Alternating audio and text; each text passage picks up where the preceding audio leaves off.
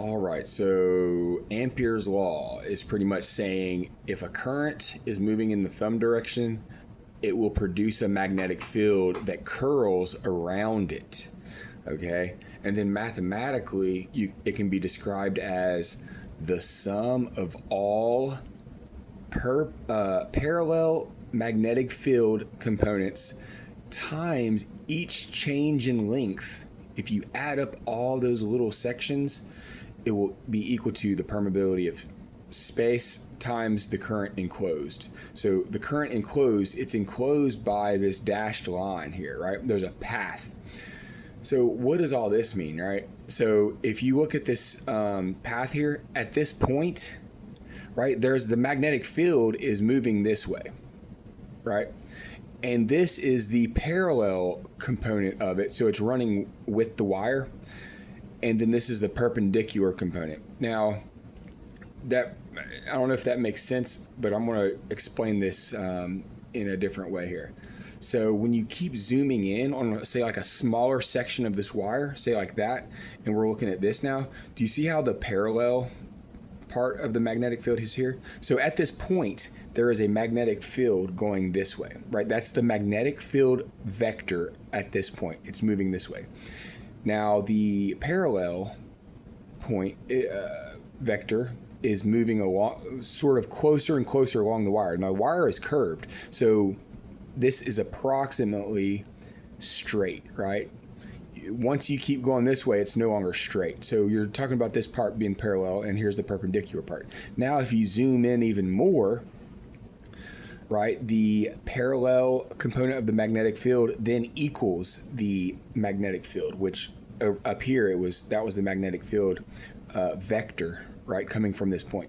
Now when you keep zooming in, you get the parallel magnetic field is the same as the magnetic field vector over this very small area. So what that's saying is when you add all of these little sections up all the way around the entire wire, what you get is the magnetic field, because the parallel magnetic field is the same as the magnetic field vector when you get really small, times, right, the total length, because when you add up each one of these delta lengths, right, these little lengths, and you add them up one by one, right, like here's a section, you add up that length times the magnetic field, that length times the magnetic field, this length times the magnetic field, and you go all the way around and you add it up. What you end up doing is it's the magnetic field times the total length of this path. And so what is the total length of that path? Well, we'll talk about that in just a second. So we're simplifying this. Okay, so it's going to be magnetic field times the length of this path equals mu sub naught times the current that is enclosed within this path, right? Now, what is the length of a circle? The length of a circle is 2 pi r. Okay, so that will be equal to this. Now divide both sides by 2 pi r, and you have magnetic field equals, right? This looks familiar now. Enclosed over 2 pi r. So here's the formula. So this is for a linear wire, right? Here's the radius that goes here. Here is the current that is enclosed. And then you can find the magnetic field strength at a distance of r. So here, the distance that we're measuring is right here. Now, if we wanted to measure further out here, there's a magnetic field lines running around this way as well, right? But they're weaker. They get weaker and weaker the further you go away. Okay, so that's sort of letting you know what that formula means. Okay, so now let's do a little problem here. So notice it's the current that is enclosed by the path. So it's the total current. So we can have multiple currents inside of here and we add them up. So it's the current that is enclosed by this loop. It will give will determine the strength of this magnetic field. So in this example, I got 3 wires, right? Got current 1 going up, current 2 going down, and current 3 going up. And there's a distance r where we're wanting to measure the magnetic field at, right? That's what we're trying to figure out is the magnetic field. So the radius of this circle, this path where we're trying to measure the magnetic field, is 4 meters. Current 1 is going up with 5 amps, current 2 is going down with 12 amps, and current 3 is going up with 4 amps. So using our formula that we just found, we're using this, putting this in, right, over 2 pi r. So what is current enclosed? So the current enclosed is going to be the sum of these 3 currents. So we would write this equals mu sub naught. Okay, so it'd be I1 is going up. Now I2 is going in the negative direction, so we'll put minus I2, and then positive I3 over 2 pi r. Okay, so now, right, we can plug these in. We got mu sub naught is 4 pi times 10 to the negative 7 Tesla meters per amp. Okay, now what is the currents here? We got 5 amps minus 12 amps plus 4 amps over 2 pi times r, which is 4 meters. Okay, now when you put this in your calculator, you get B equals, so in here it's going to be a negative. Now here's another thing. You got 4 pi here and you got 2 pi here. So 4 pi divided by 2 pi, this just becomes 2. So we got 2 times 10 to the negative 7 times, in here, 5 minus 12 plus 4 is negative 3. And then divide that by 4 and you get that the magnetic field strength at this point is negative 1.5 times 10 to the negative 7 Teslas. Okay, now what we can say is that the current enclosed, we see that the magnetic field is negative. That means that the magnetic field will be moving clockwise if it's a negative magnetic field. So that means, right, using the right hand rule, the current would be going down, which we know because this is a negative current, a negative value. So current total that is enclosed, so I'll put the total current is enclosed, is going to be negative 3 amps, which is in here. So having these 3 conductors with their currents in different directions is the same thing as saying that there's one conductor in here that is doing negative 3 amps. So these 3 will combine, and this magnetic field will have the same strength and behavior as if there was only one conductor with a current of negative 3 amps, right? Which is essentially saying that it's going to be moving downwards. Okay, so now let's move on to another example here. So here, right, we're still dealing with Ampere's law. Now, but the current will be our fingers. So current is coming down in front and then going around the back. So it's coming in front and going around the back. I can't curve my fingers that far, but you can see the magnetic field will be pushing out this way. Okay, and what we're trying to figure out is what is the length of this solenoid to make these values, to make the magnetic field 35.9 microteslas.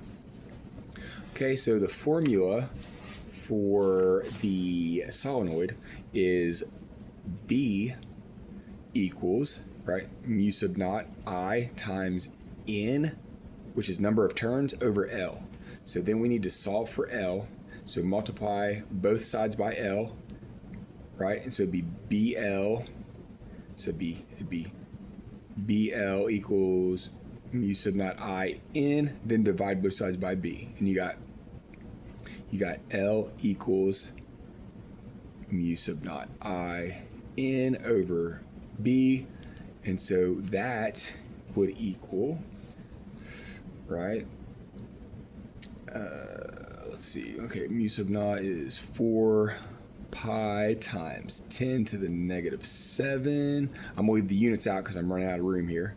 Times 5 amps times how many turns? 4 turns, right? We got 1, 2, 3, 4. Okay, 4 turns. Okay, and then divided by the magnetic field strength, which is 35.9 times 10 to the negative 6 Teslas. So when you put that in your calculator, you end up getting approximately exactly 0.7 meters. So this would have to be 0.7 meters long to create that magnetic field. Okay, so that's another example of Ampere's law using the right-hand rule. Okay, so now moving on to some other examples here. I have, oops, where'd that come from? Okay, I have 2 conducting wires. So now we're going to be talking about the magnetic field, the total magnetic field at this point produced by these 2 current carrying wires. So using Ampere's law, thumb is pointing in the direction of current. So the magnetic field will come around, and this one over here will be going into the page. And then over here, right, current's going up. So it's going to be coming out of the page over here. So what that looks like, right, is we got counterclockwise rotation. So you can see here that the magnetic field here is like this, right, going into the page, right, and then it goes around the back, Then over here, it's still counterclockwise, so it would be bigger. So the magnetic field will actually be weaker. It depends on the current. But anyways, you have to stretch it out. You have to look further out to get it here, right? So it's coming around this way, and then it's coming around like this, right? So that's the direction of the magnetic field. And then this one over here, they're still going counterclockwise, on both of them, because the currents are both going up. So what you do is you have to add up the total magnetic fields at this point. And you can see at this point, the magnetic field from current 1 is going into the page, right? Magnetic field from current 2 is coming out of the page. Say this is positive and this is a negative value. So we're using the formula for the linear wire, but we're just combining them. So the total magnetic field will be, here it is negative B1, right? Negative B1 since it's going into the page, and then positive B2 since it's coming out of the page. Now, what was our formula for magnetic field, right? When you're dealing with Ampere's law for a linear wire, it is B total equals negative, okay, mu sub naught I 1 over 2 pi R1. Okay, then plus mu sub naught I2 over 2 pi R2. Okay, so we can pull mu sub naught 2 pi out of both of these to make this simpler. And that would be mu sub naught over 2 pi. So I pulled that out of here and here, right? Factored it out. Now what's left? When I take this and this away, we got negative I1 over R1, and then positive I2 over R2 in here. Okay, so now we can plug this in to find the total magnetic field strength here. So the magnetic field strength from current 1 will be putting magnetic field lines into the page, and the magnetic field from current 2, right, will be putting the magnetic fields out of the page. So they combine to create a total magnetic field. Now this one's opposing this one, so there will be some cancellations of magnetic field strength here. So we can do this, right? Okay, we got 4 pi times 10 to the negative 7 Tesla meters per amp. That's what mu sub naught is. It's always the same. That's a constant, right? Mu sub naught is a constant. Divided by 2 pi. Okay, and then times, we got negative current 1 is, I have 3 amps here. Radius 1, so radius 1 is from here to here. That's radius 1, that is 0.2 meters long. And then we got plus current 2 is 5 amps over, right? The distance, the radius of this magnetic field circle that we saw in Ampere's law, that's a path there. The radius of it to get here for current carrying wire 2 is 0.6 meters. Okay, so now we can plug this in the calculator. Okay, what's 4 pi divided by 2 pi, right? Just 2. So this becomes 2 times 10 to the negative 7, and then times this stuff. And when you put that in your calculator, you get negative 1.33, repeating, times 10 to the negative 6 Teslas. Okay, so now let's look at these wires from just a different perspective. So if you can imagine these wires going up like this, now let's turn them so that we're looking beneath them, and it looks like this now. So what would these magnetic field lines look like going around these wires, right? So they're both going what? When you turn them this way, right, you can see that wire 2, right? So when you flip them this way, this line up here on top, let's see which, okay, yeah, just use your right hand rule, okay? So the current is going into the page with your thumb, right? So the curl would be this way. So it would be going clockwise around here, right? Clockwise. Now, what about over here? It'll still be going clockwise using the right hand rule because we're looking at it as if the current is going into the page. It'll still be going clockwise, right? So clockwise. So you can see how they're opposing each other, and this is just looking at it from a different perspective, right? So the current is carrying a wire into the page that way. And so we're looking at the magnetic field lines from a different point of view, right? We're looking from the bottom of these conductors looking up. That's just what it would look like there. You can see B1 is pointing down with a certain strength, and B2 is pointing up with a certain strength, right? Now, here's the thing. The value turned out to be negative. So that means that the total magnetic field here, when we talk about the total magnetic field, when you combine these two together, the total magnetic field that exists there at that point will be negative. So that means it will be into the page.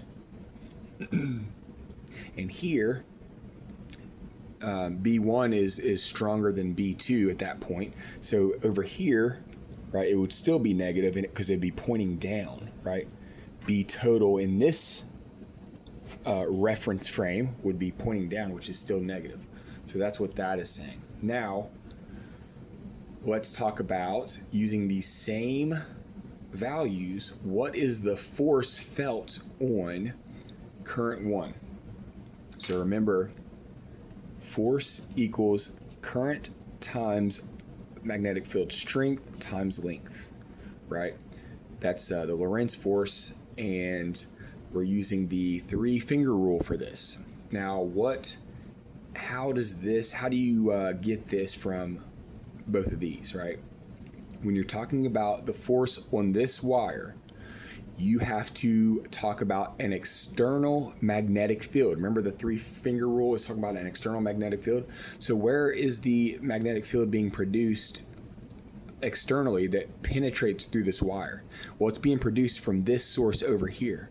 So we're not talking about the magnetic field being produced by this wire, right? Because this wire does produce a magnetic field, but this magnetic field that it produces has no effect on the force that it's going to feel.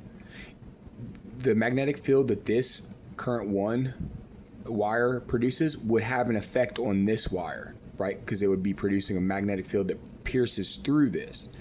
But in this case, we're talking about force 1. Now, force 1 is the current through 1 times the external magnetic field that's piercing through it, which comes from magnetic field 2, and then times the length of the wire, which is length 1. Okay, so you would be you could write it like this: F1 equals I1. Now, what is the formula for B2? We saw right here. Mu sub naught I2 over 2 pi R2 times L1. Now here R2 is going to be this, right? Distance from here to here. So using the right hand rule, we see that it's going counterclockwise, so it would be coming around, and then coming straight through this wire and zipping around. So we could say that this is coming out, this point right here, it's coming out of the page. So use your, I already drew the direction of the force accidentally, but you'd use your right hand rule. Direction of the current or the charge is going up. Middle finger is direction of the magnetic field that's external, right? Coming this way, and then so the force would be pulling to the right. So they would attract each other. Now, what is this value, right? So let's plug all this stuff in and find out what that force is that's felt between these two wires. Now, this is interchangeable too. You could also say F2 equals I2 times B1 times L2, okay? And the force is the exact same for both of them. So either way you set this up, you're going to be getting the same value, the same amount of force. Okay, so let's go ahead and look at this equation and plug it in. What is current 1? It's 3 amps. What is this? 4 pi times 10 to the negative 7 Tesla meters per amp over 2 pi times current 2, which was 5 amps, over the radius. Now the radius here is the total distance. So that would be radius 1 plus radius 2 in the first part, in part A of this problem. So the radius we're talking about now to experience this force is the total distance that magnetic field has to come through and pierce this, which is 0.2 plus 0.6, which is 0.8 meters. Okay, and then finally times the length of the wire. Both wires are 1.4 meters. So you would put that in and then put that in. Remember, this counts those to 2. Put this in your calculator. This is F1.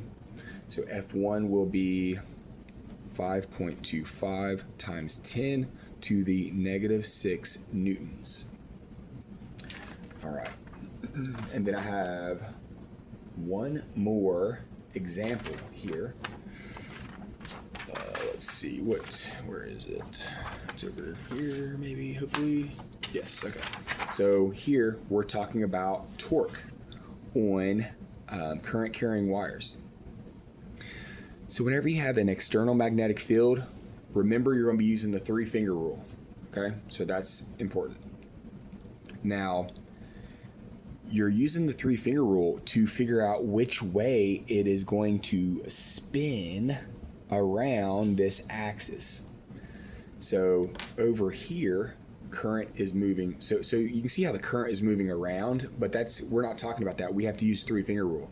So at this point here, so this side and this side we're talking about. Over here, current's going this way, magnetic field's going that way. So that means the thumb is pointing down. So there will be a force over here pointing down.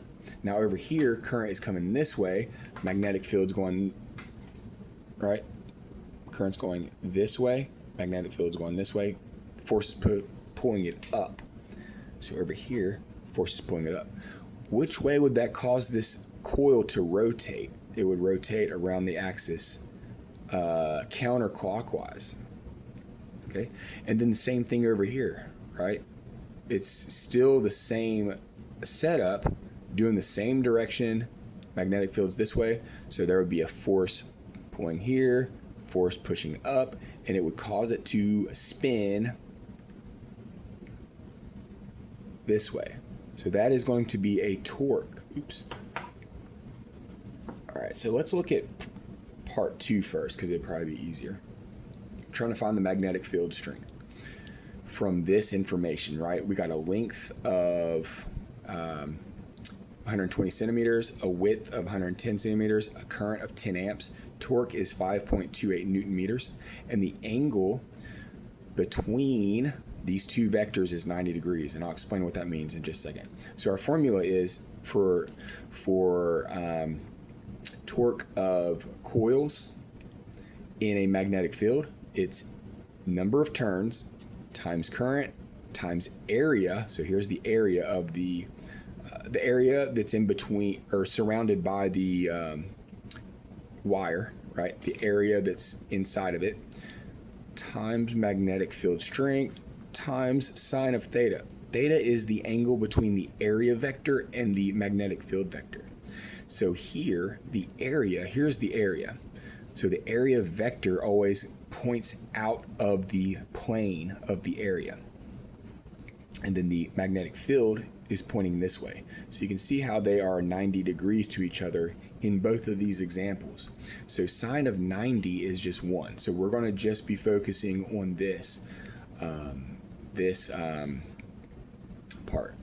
Okay, so we're trying to solve for B. So rearrange this equation, divide both sides by NIA, and you got B equals torque over NIA. Plug that in.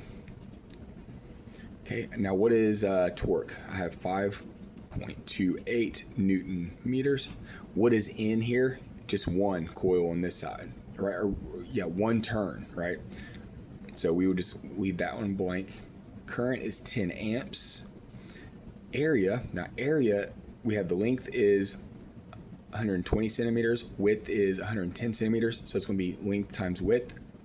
So that would be centimeters. That'd be 1.2 meters times 1.1 meters. Okay, and then put that in your calculator, and you got, hopefully I have this somewhere, I'm looking for it. Yes, I do. Okay, you got 0.4 Teslas is the strength to produce that torque. So this object will rotate, right? Now, once it rotates all the way around once it rotates to where it's perpendicular, or to where the area vector, so this is the area vector, where that is anti-parallel with the magnetic field vector. So when it turns on its side, what is the sine of 180 degrees? It's 0. So there would be no torque there. You would need something to change for this thing to continue spinning, but it will spin until it's up on its side. Sort of like, oh man, I'm gonna try to draw this. Sort of like up on its side like that. So it's up on its side and it kind of gets stuck there. All right, unless there's momentum carrying it past that, but what'll happen is if the